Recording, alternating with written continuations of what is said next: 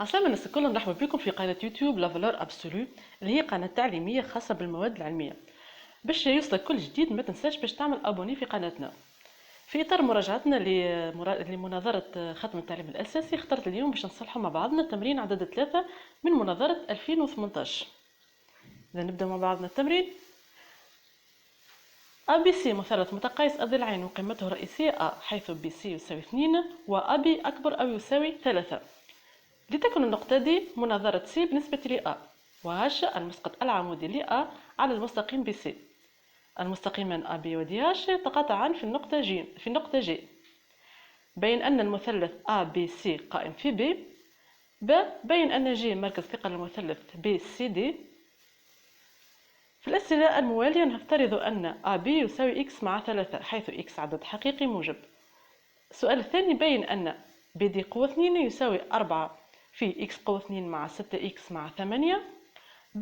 بين أن في حالة BD يساوي 2 جذر 35، يعني x قوة 2 مع 6x إلا 27 يساوي 0. والسؤال الثالث، بين أن x قوة 2 مع 6x إلا 27 يساوي x مع 3 قوة 2 إلا 36. أستنتج أن x قوة 2 مع 6x إلا 27 يساوي x إلا 3 في x مع 9. ج، أوجد x حيث BD يساوي 2 جذر 35 واستنتج البعد BG. إذن هذا بالنسبة لنص التمرين. حاولوا باش تخدموا التمرين قبل ما تشوفوا الإصلاح باش تنجموا تفهموا الإصلاح أكثر. إذن ديما أعملوا محاولة.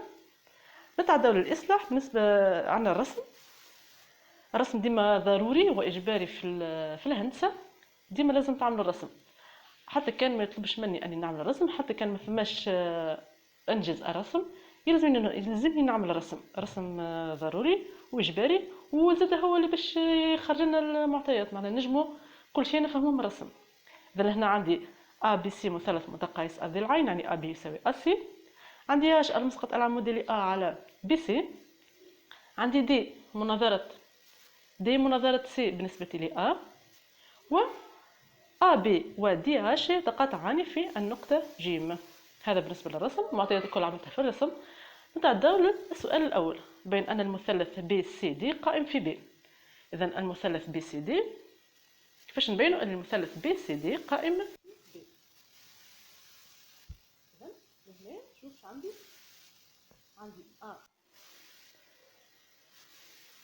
عندي A منتصف DC. علاش؟ على خاطر عندي C دي مناظرة C بالنسبة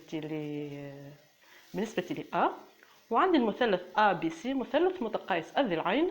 إذن AB يساوي AC. إذن AB يساوي AC و AC يساوي AD. إذن AB يساوي AC يساوي AD. هذا اش خرجته من الرسم والمعطيات. إذن كيفاش نعمل التعليل؟ لدينا المثلث ABC متقايس الضلعين.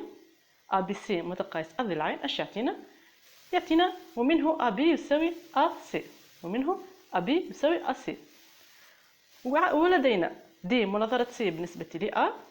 إذن دي مناظرة C بالنسبة ل A اش يعطينا AD يساوي AC. إذن عندي AD يساوي AC و AC يساوي BD. AC يساوي AD يساوي AC و AC يساوي AB. إذن في المثلث BCD، إذن في المثلث اللي نرجع عليه، لدينا A منتصف DC، ولدينا AB يساوي AD يساوي AC. إذن A تبعد نفس البعد عن الرؤوس الثلاث، و A هي منتصف أحد أضلاع المثلث. إيش معناها؟ وبالتالي المثلث BCD مثلث قائم في B وتره CD. إذن CD هو الوتر، A منتصف الوتر يبعد نفس البعد عن الرؤوس الثلاث. إذن المثلث هو قائم الزاوية. هذا بالنسبة للسؤال الأول. نتعداو للسؤال الثاني، بين أن J مركز ثقل المثلث BCD. في مركز الثقل لازم نعرف قبل مركز الثقل، لازم نكونوا نعرف شنو هو مركز الثقل باش نجموا نجاوبوا. إذا شنو هو مركز الثقل؟ مركز الثقل هو نقطة تقاطع الموسطات في المثلث.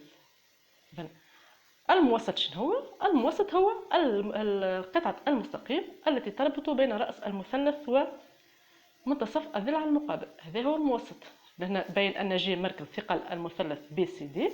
إذن نشوفوا ج تقاطع شنو المستقيمات اللي متقاطعة اللي نتجت ج عن تقاطعهم. يعني شنو هو النقطة جي؟ تقاطع شنو معناها؟ هنا عندي النقطة جي تقاطع أ بي و دي هاش. جي تقاطع أ بي و دي هاش. إذا نزيد نبين اللي أ بي و دي هاش هما موسطات للمثلث أ بي سي دي. كيفاش نبين؟ يعني يلزمني نبين بطريقة أخرى، نبين أ اللي هي منتصف دي سي، ولازم نبين اللي هاش هي منتصف بي سي. إذا بما أن المثلث ب أ بي سي متقايس الضلعين قيمته الرئيسية أ، وأش المسقط العمودي لأ على بي سي. إذا عندي أش المسقط العمودي لأ على بي سي، نقطة أش هذه هي مسقط العمودي لأ على بي سي. إذا أش هو الارتفاع الصادر من أ. إذا أش هو الارتفاع، أش هو الارتفاع الصادر من أ على بي سي. وبالتالي مادام هو مثلث متقايس الضلعين، يعني الموسط العمودي المستقيم هو الموسط العمودي للقاعدة، نعرفوها القاعدة هذه في مثلث متقايس الضلعين.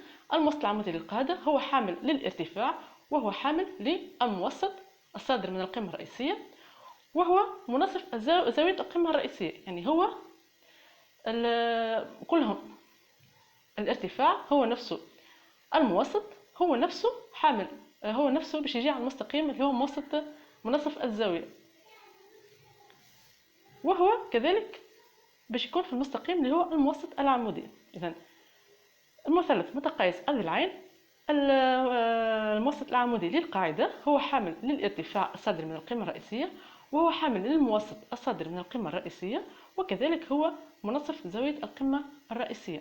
هذه القاعدة ديما موجودة في متوازي الأضلاع. إذا احنا حاجتنا بالارتفاع، هنا عندي أهاش هو الارتفاع، إذا أهاش هو الموسط، وبالتالي أهاش هو الموسط، ومنه النقطة هاش هي منتصف بي سي. إذا هنا بينت لي هاش هي منتصف بي سي.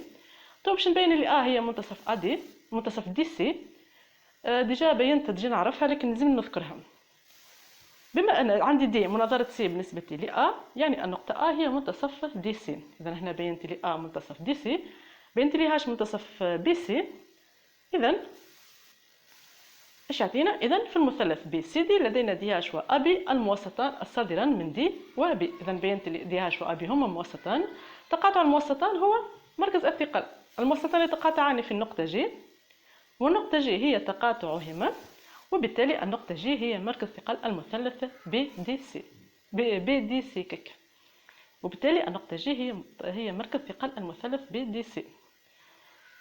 هيك نكون جاوبت على السؤال الثاني. نتعدى، نعتبره أبي يساوي إكس مع 3. هنا في باقي التمرين نعتبر أبي يساوي إكس مع 3. أول تمرين ما نعرفش أبي شنية، جست تعطيني معطى اللي هي أكبر أو يساوي 3. لهنا أبي يساوي إكس مع 3. بين أن بي دي قوة 2 يساوي 4 في إكس قوة 2 مع 6 إكس مع 8.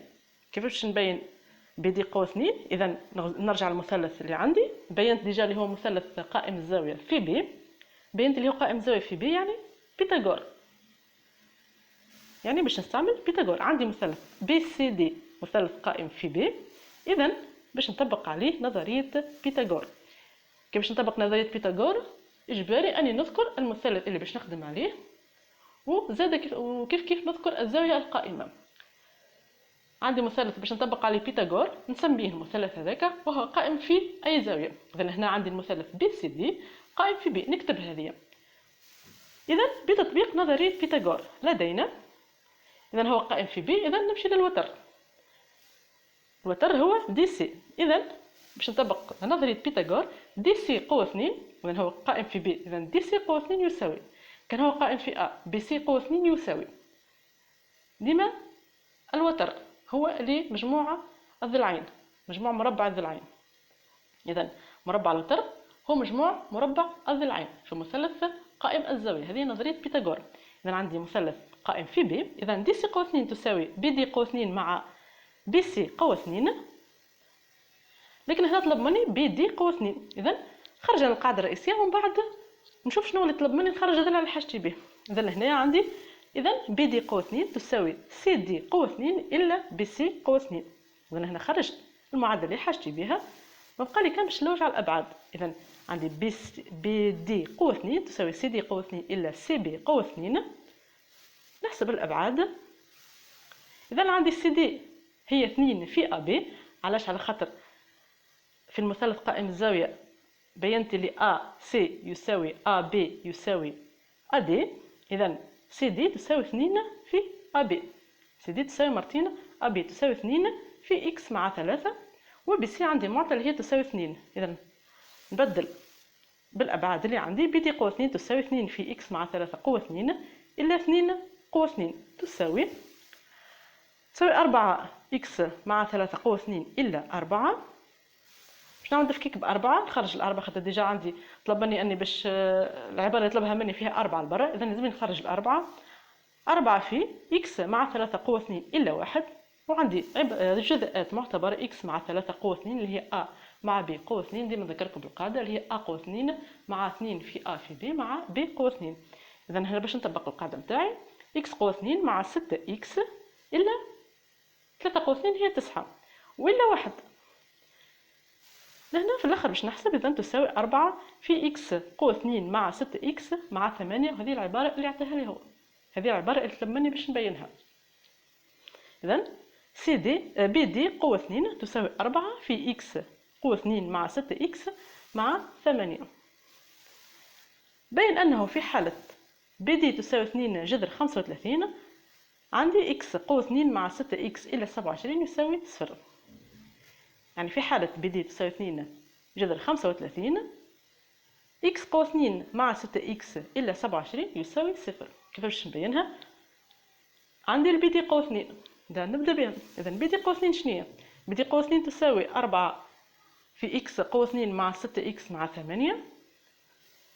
إذا ونعرف اللي بي دي تساوي 2 جذر 35. إذا 2 جذر 35 قوة 2. بي دي قوة 2 باش نبدلها ب 2 جذر 35 قوة 2. إذا جذر 2 جذر 35 قوة 2 تساوي 4 في إكس قوة 2 مع 6 إكس مع 8. يعني 4 في 35 يساوي 4 في إكس قوة 2 مع 6 إكس مع 8. يعني 35 قسمت على 4 هنا. 35 تساوي إكس قوة 2 مع 6 إكس مع 8. يعني إكس قوة 2 مع 6 إكس مع 8 إلا 35 يساوي 0. وهنا نحسب حساب عادي. يعني إكس قوة 2 مع 6 إكس إلى 27 تساوي 0. هذه اللي طلبها مني. إذن تحصلت على العبارة المطلوبة. هنا تسمى جاوبت.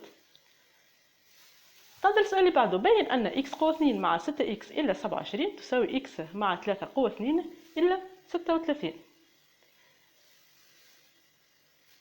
إذن إيش عندي؟ عندي إكس مع 3. إذا نبدأ بالعبارة الثانية اللي هي طلب مني أنا باش نبينها. إكس مع 3 قوة 2 إلا 36. على خاطر كان باش نبدأ بإكس قوة 2 مع 6 إكس إلى 27 باش تطول عليها برشا ممكن نغلط فيها ما نجمهاش. ديما نبدأ بالحاجة السهلة. السهلة هي إكس مع 3 قوة 2 إلى 36. هذه نجم نحسبها خاطر عندي جزيئات معتبرة معناتها سهلة نجم نحسبها. إكس قوة 2 مع 6 إكس إلى 27 توصل، لكن يلزمها شوية، يلزمها تكون كيس تمريض وزاد يلزمها إذا ما تغلطش معناتها خاطر باش تطول عليك. لكن ديما ابدا بالعباره، ننصحكم ديما ابدوا بالسهل، ابدوا بالحاجه السهله. اذا هنا السهله هي اكس مع 3 قوه 2 الى 36 هي اللي باش نفككها، اللي باش ننشرها باش نتحصل على العباره الثانيه اسهل لي بالنسبه لي لهنا.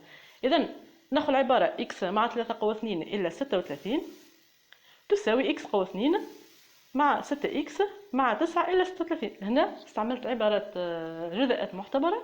اكس مع 3 قوة 2 هي إكس قوة 2 مع 6 إكس مع 9 إلى 36 تساوي إكس قوة 2 مع 6 إكس. عندي 36 9 إلى 36 تساوي إلى 27. إذا تساوي إكس قوة 2 مع 6 إكس إلى 27. هنا طلب مني زادة باش نبين اللي إكس قوة 2 مع 6 إكس إلى 27 تساوي إكس مع 3 في إكس إلى 9. إذا كيفاش نبينها؟ عندي إكس قوة 2 مع 6 إكس إلى 27 تساوي إكس مع 3 قوة 2 إلى 6 قوة 2. هذه اللي بينتها تو. علاش؟ خاطر 36 هي 6 قوة 2. علاش بدلت هيك أنا باش نخرج الجزيئات المعتبرة. ديما نحاول المربع الأعداد ديما نخرجهم. ديما عندي 36 هي مربع الأعداد 6. إذا 36 نبدلها ب 6 قوة 2. علاش؟ باش نظهر الجزيئات المعتبرة باش نخدم بها. إذا لهنايا بينت اللي إكس قوة 2 مع 6 إكس إلى 27 تساوي إكس مع 3 قوة 2 إلى 36. إذن إكس قوة 2 مع 6 إكس إلى 27 تساوي إكس مع 3 قوة 2 إلى 6 قوة 2. يعني إكس قوة 2 مع 6 إكس إلى 27 شنو تساوي؟ تساوي إكس مع 3 مع 6 في إكس مع 3 إلى 6. هنا اش عملت؟ جزءات معتبرة أ قوة 2 إلا ب قوة 2. أ قوة 2 إلا ب قوة 2. أ لهنا عندي إكس مع 3 والبي هي 6. أ قوة 2 إلا ب قوة 2 تعطيني أ مع ب في أ إلا ب.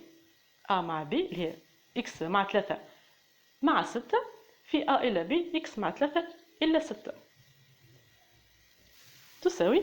إذن إكس قوة 2 مع 6 إكس إلا 27 تساوي إكس مع 9 في إكس إلا 3. وهنا جاوبت على المطلوب. إذن نكمل. أوجد إكس في حالة بي دي يساوي 2 جذر 35. إذن أوجد إكس في حالة بي دي يساوي 2 جذر 35. وإحنا نعرفوا اللي في حالة بي دي تساوي جذر 35 عنا وديجا بيناها اللي إكس قوة 2 مع 6 إكس إلى 27 يساوي 0. يعني في حالة بي دي تساوي 2 جذر 35 إكس قوة 2 مع 6 إكس إلى 27 يساوي 0. إذن ولات لي معادلة باش نحل المعادلة هذه اللي هي إكس قوة 2 مع 6 إكس إلى 27. يعني إكس ديجا بينت في السؤال اللي قبل هذا اللي إكس قوة 2 مع 6 إكس إلى 27 تساوي إكس مع 9 في إكس إلى 3. إذن مانيش محتاج باش نعاود نبينها. ديجا عندي حاضرة نستعملها كيف ما هي. لما عندي حاجة حاضرة نستعملها كيف ما هي، ما نعاودش نبينها من جديد. ديجا عندي إكس قوة 2 مع 6 إكس إلى 27 مفككة حاضرة ما نعاودش نفكك تساوي إكس مع 9 في إكس إلى 3. يعني إكس مع 9 يساوي 0 أي إكس يساوي إلا 9 أو إكس إلى 3 يساوي 0 أي إكس تساوي 3. وبما أن إكس عدد موجب إذن إكس تساوي 3. لهنا إكس تساوي 3. إكس تساوي إلى 9 هذيك ما نحسبوهاش. إذن هنا عندي حل واحد اللي هي إكس تساوي 3. إذن طلعت إكس تساوي 3. استنتج البعد بي جي. طبعا باش نستنتج البعد بي جي، البعد بي جي نلوج عليه في الرسم. البعد بي جي اللي هو بعد هذا بي جي. كيفاش باش نخرج البعد بي جي؟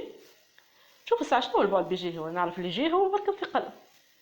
جي هو مركز ثقل المثلث بي دي سي.